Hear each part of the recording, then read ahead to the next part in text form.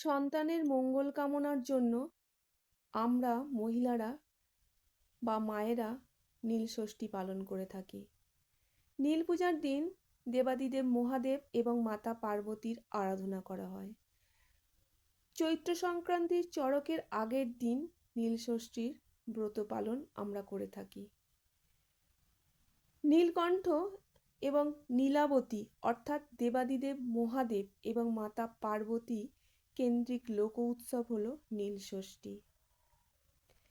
April মাস জুড়েই রয়েছে একাধিক পূজা পার্বণ, যার মধ্যে অন্যতম হলো এই নীল পূজা বা নীল ষষ্ঠী। আর বাংলা বছরের হলো এটি শেষ ব্রত, কারণ চৈত্র সংক্রান্তির আগের দিন এই ব্রত পালন করা হয়ে থাকে। আজকের ভিডিওতে আমি জানাবো 2025 সালে নীল ষষ্ঠীর সম্পূর্ণ সময়সূচি এবং বাতিদানের শুভ সময় ঠিক কখন, আর নীল পুজোর উপকরণগুলি বা কী কী লাগে। 2025 সালে 13ই এপ্রিল রবিবার এবং 1431 বঙ্গাব্দের 30শে চৈত্র পড়েছে নীল ষষ্ঠী। এই দিন বাতিদানের শুভ মুহূর্ত হলো সন্ধ্যার সময়, ঠিক 6:49 থেকে 7:33 মধ্যে এই সময়টা পড়েছে। নীল পুজোর উপকরণগুলির মধ্যে শিব পূজায় বেলপাতা অপরিহার্য। বেলপাতা ছাড়া মহাদেবকে যে তুষ্ট করা যায় না। তার সাথে আকন্দ ফুল, নীলকণ্ঠ ফুল, ধুতুরা ফুল, এগুলো তো বাবার প্রিয় ফুল। আর 5 রকম ফল বাবাকে নিবেদন করতে হয়, যেমন ডাব, বেল, শসা, তরমুজ, আঙুর, এছাড়া অন্যান্য ফলও নিবেদন করা যায়।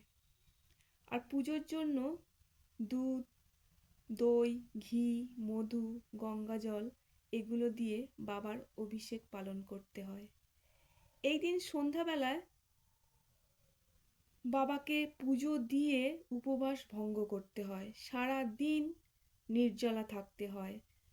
ব্রতের নিয়ম অনুসারে ঠান্ডা জাতীয় খাবার খেতে হয়, যেমন সাবু, ফল, এই খাবারগুলো খেয়ে ব্রত পালন করতে হয়, অথবা নির্জলা থেকেও অনেকে ব্রত পালন করে থাকেন।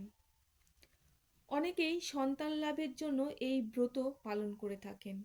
সন্তানের দীর্ঘায়ু কামনা করে মায়েরা এই ব্রত পালন করে থাকেন। দেবাদিদেব মহাদেবের পুজোয় বেশি উপকরণ প্রয়োজন না পড়লেও মনের ভক্তি এবং সম্পূর্ণ বিশ্বাসের প্রয়োজন হয়।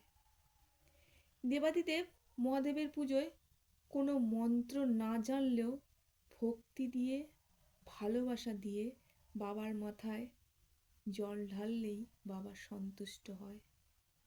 আজকের ভিডিওটি এই পর্যন্তই। সবাই নীল ষষ্ঠী পালন করুন, সন্তানের মঙ্গল কামনা করুন।